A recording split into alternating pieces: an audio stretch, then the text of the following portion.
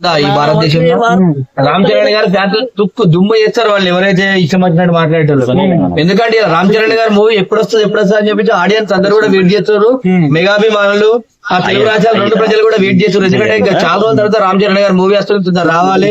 మంచి బుచ్చిబాబు గారు మంచి డైరెక్షన్ ఇచ్చారు. అదేవిధంగా హైదరాబాద్ కుస్తీ పైల్వాన్, అదే హనుమంతుడు పాత్ర ఉన్నాడు రామ్ చరణ్ గారు అని చెప్పి తెలిసి చూస్తుంటే ఆ బాడీ ఫిట్టింగ్ చూస్తుంటే సినిమా ఎప్పుడు రావాలి, థియేటర్ కి ఎప్పుడు పోవాలన్నట్టు అనిపిస్తుంది.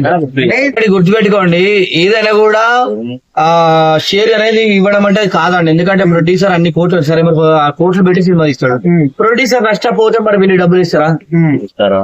ప్రొడ్యూసర్ నష్టపోతే ఇవ్వరు కానీ ఏదైనా కూడా ప్రొడ్యూసర్ కూడా ఇబ్బంది ఉండద్దు, డిస్ట్రిబ్యూటర్ ఇబ్బంది ఉండదు. కాబట్టి చాలా ఆ విధంగా ఉంటే బాగుంటది. కాకపోతే ఎందుకంటే మేము షేర్ చేస్తామంటే కదా అందరు షేర్ వాటాలు తీసుకున్న తర్వాత మరి ప్రొడ్యూసర్ ఎక్కడికి పోవాలి, అసలు ఇన్వెస్ట్మెంట్ డబ్బులు పెట్టినాడు ఎక్కడ పోవాలి చూడు. ఇప్పుడు ఈ రోజుల్లో ఏమైందంటే ఒక టాప్ డైరెక్టర్ ఉన్నాడు అనుకో, ఆయన షేర్ కావాలంటాడు.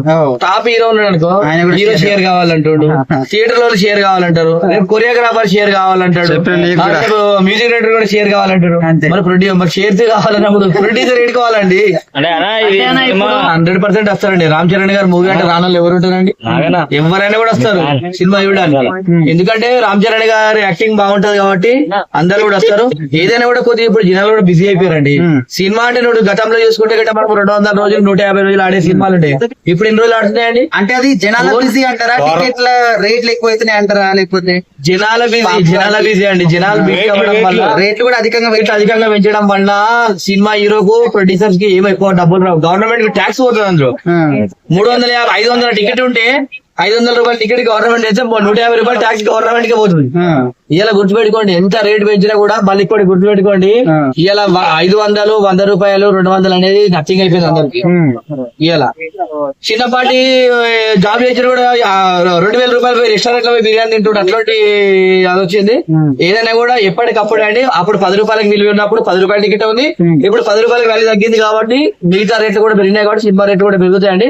అంటే లేబర్ 1000 రూపాయలు చూసుకుంటాడండి కూలికి మేకి 1300 1400 తీసుకుంటాడండి. గవర్నమెంట్ కూడా రేట్ పెంచుతుంది కానీ టికెట్లకు.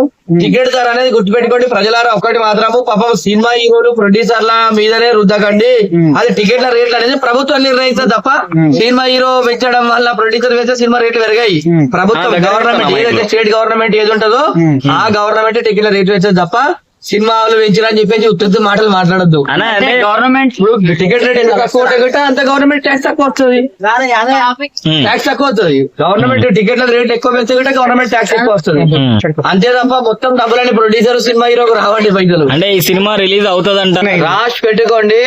పెద్ద సినిమా జూన్ 4వ తారీఖున తెలుగు రాష్ట్రాలలో రికార్డు బ్రేక్ అయిపోతుంది. సినిమా 100% వస్తుంది. ఆడియన్స్ అందరూ హ్యాపీగా సినిమా హిట్ ఇస్తారని చెప్పి అనుకుంటున్నాం.